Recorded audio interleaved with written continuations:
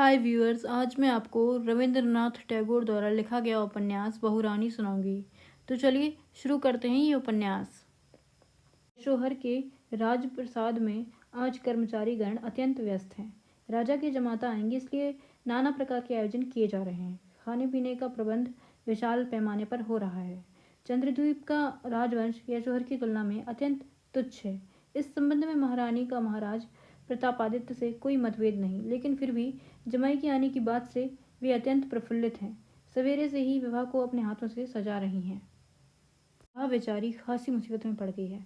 कारण यह है कि साज सजावट और श्रृंगार के संबंध में माँ और बेटी में काफ़ी रुचि भेद है। लेकिन इसमें क्या विवाह की भलाई किस बात में है, इससे महारानी अवश्य अधिक अच्छी तरह समझती हैं। विवाह की धारणा है कि फिरोजी रंग की तीन तीन पतली चूड़ियाँ पहनने से उनके गोरे हाथ बहुत अच्छे दिखाई पड़ते हैं, पर रानियों से सोने की 8 मोटी मोटी चूड़ियाँ और हीरे का एक एक मोटा कंगन पहनाकर इसी अधिक प्रसन्न होती हैं कि दिखाने के लिए राजप्रसाद की समस्त बूढ़ी दासियों और विधवा बुआओं को बुलवा भेजा है।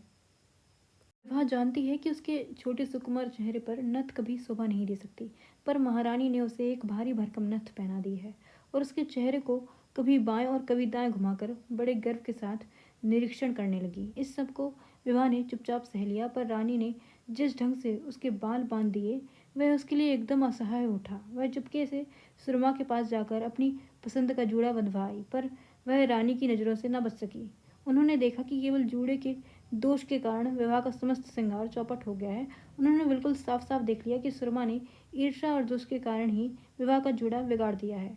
उन्होंने सुरमा के इस निकृष्ट उद्देश्य के प्रति विवाह को सचेत कर उसकी आंखें खोलने का प्रयत्न किया। बड़ी देर तक बकबक करने के बाद जब वे अपने मन की भी भड़ास निकाल चुकी हैं और उन्हें अपने उद्देश्य की सफलता का विश्वास हो गया, तो उसका जूड़ा खोलकर पुनः अपने ढंग से बांध दिया। इस प्रकार विवाह अपने जूड़े, अपनी नथ, अपनी मोटी मोटी चूड़ियों और जड़ाऊ कंगनों के साथ अपने हृदय के आनंद भार को लेकर खासी परेशानी में पड़ गई। वह प्रयत्न करके भी उस असीम उल्लास और आनंद को अपने अंदर बंद करके नहीं रख पा रही है। नेत्र और मुंह की राह पर वह बिजली की भांति चमक दमक जाता है। उसे लगता है कि महल की दीवारें तक उसकी खिल्ली उड़ा रही हैं।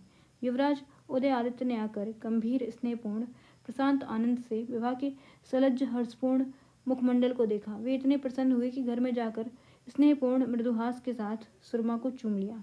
इतने में वसंत राय विवाह को जबरदस्ती खींचते हुए कमरे में ले आए। फिर उसकी ठुड्डी उठाते हुए बोले, देखो भैया, एक बार अपने विवाह का मुंह तो देखो। सुरमा, ओ सुरमा, एक बार देख तो लो। आनंद से गदगद होकर दादा साहब हंसने लगे। फिर विवाह के मुंह की ओर देखकर बोले, इतनी खुशी है तो खुलकर हंसती क्यों नहीं? प्रताप आदित्य ने उनके साले ने आकर पूछा, जमाई राजा के स्वागत के लिए कौन गया है? उन्होंने कहा, मुझे क्या मालूम। फिर यह पूछे जाने पर कि आज रास्ते में रोशनी तो होगी। महाराज ने नेत्र विस्फारित कर कहा, होगी ही, ऐसी तो कोई बात नहीं है। आनंद से गदगद होकर दादा साहब हंसने लगे। फिर विवाह के मुंह की ओर देखकर बोले, इतनी खुशी है तो खुलकर हंसती क्यों नहीं? प्रतापादित्य से उनके साले ने आकर पूछा, जमाई राजा के स्वागत के लिए कौन गया है? उन्होंने कहा, मुझे क्या मालूम। फिर यह पूछे जाने पर कि आज रास्ते में रोशनी तो होगी। महाराज ने नेत्र विस्फारित कर कहा, होगी ही, ऐसी तो कोई बात नहीं है। साले साहब संकोच के साथ बोले, नौबत तो बजेगी ना। राजा ने जवाब दिया, इन सब बातों पर सोचने का समय मेरे पास नहीं। वास्तव में गाजे बाजे के साथ किसी जमाई को घर ले जाना राजा प्रतापादित्य का सिरदर्द नहीं था। यह सब देखकर रामचंद्र के सिर से पांव तक आग लग गई। उन्होंने यही समझा कि जानबूझकर उनका अपमान किया गया है। ऐसा पहले हुआ कि चकदीही पहुंचते ही उनके स्वागतार्थ राजघराने के लोग आ गए थे। बार चकदीही से 2 कोस आगे बढ़ आने पर बाम नाहट में एक दीवान जी उनका स्वागत करने के लिए आए। खैर, दीवान जी ही आए तो क्या, उनके साथ केवल 200-250 आदमी नहीं आ सकते थे क्या? सारे यशोहर में 50 आदमी नहीं मिले। राजा को लेने जो हाथी आया, रमाई भांड की राय में स्थूलाकाय दीवान जी उससे कहीं मोटे तगड़े और भारी भरकम शरीर वाले थे। रमाई ने दीवान जी से पूछा, यह शायद आपका अनुज है? दीवान जी भले आदमी थे। उन्होंने धीरे से मुस्कुराकर कहा, जी नहीं, वह हाथी है।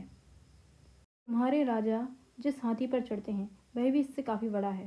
राजा ने क्रोध में भरकर दीवान से कहा, बड़े हाथियों को राज्य के काम से दूर ले जाया गया है, नगर में कोई बड़ा हाथी नहीं है। दीवान ने उत्तर दिया। रामचंद्र को ऐसा लगा कि उससे अपमानित करने के लिए ही हाथियों को कहीं दूर भेजा गया है, वरना ऐसी कौन सी आफत आ पड़ी थी। राजा अधिराज रामचंद्र राय क्रोध व अपमान से लाल हो उठे और अपने ससुर का नाम लेकर बोले, प्रतापादित्य से मैं किस बात में छोटा हूँ? रमाई भांड ने कहा, उम्र और रिश्ते में, नहीं तो और किस बात में? उनकी लड़की से आपने विवाह जो किया है, इसी से समीप ही राम मोहन माल खड़ा था। उससे अधिक सहा नहीं गया। अत्यंत होकर बोला, देखो रमाई महाराज, तुम बहुत बढ़ चढ़कर बोलने लगे हो। हमारी बहुरानी के संबंध में तुम इस तरह मत बोला करो। साफ कह देता हूँ। रमाई ने प्रतापादित्य को लक्ष्य कर कहा, ऐसे आदित्य गली गली देखे हैं, जानते हैं महाराज। आदित्य को जो व्यक्ति बगल में दबा कर रख सकता है, वह रामचंद्र का दास है। राजा मुस्कुराने लगे। राममोहन धीरे धीरे चलता हुआ राजा के सामने आ खड़ा हुआ और हाथ जोड़कर बोला, महाराज, यह ब्राह्मण आपके ससुर साहब के नाम पर जो चाहे बकता है। यह मुझसे सहा नहीं जाता। हुक्म हो तो इसका मुंह बंद कर दूं। राजा ने कहा, राममोहन तू चुप रहे। राममोहन वहां से दूर चला गया।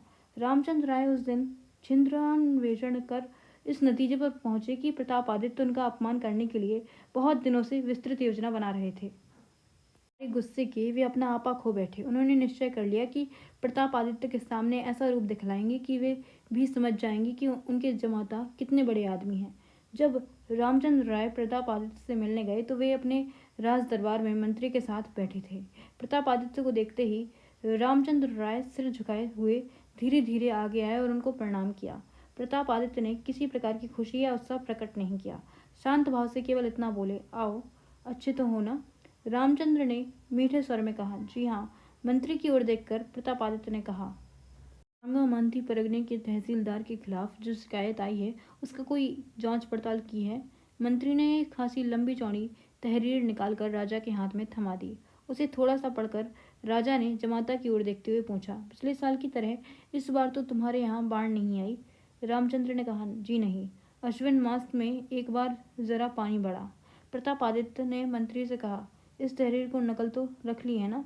यह कहकर वे पुनः उसे पढ़ने लगे।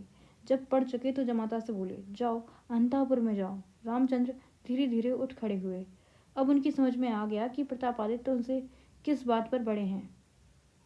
राममोहन माल ने अंतापुर में आकर विभा को प्रणाम करके कहा, माँ जी, एक बार और आपके दर्शन को चला आया। विभा मन ही मन अति प्रसन्न हो उठी। राममोहन पर उसका बड़ा स्नेह है। रिश्तेदारी के कामों से वह अक्सर यशोहर आता रहता था। विभा राममोहन से किसी प्रकार का पर्दा नहीं करती थी। बूढ़ा, लंब तड़ंग और बलिष्ठ राममोहन जब माँ जी कहता हुआ आ खड़ा होता तो उसमें विशुद्ध, सरल, अहंकार शून्य स्नेह का भाव रहता था कि विभा उसके समीप अपने को नितांत बालिका समझने लगती। विभा ने उससे कहा, मोहन, तू इतने दिन में आया क्यों नहीं?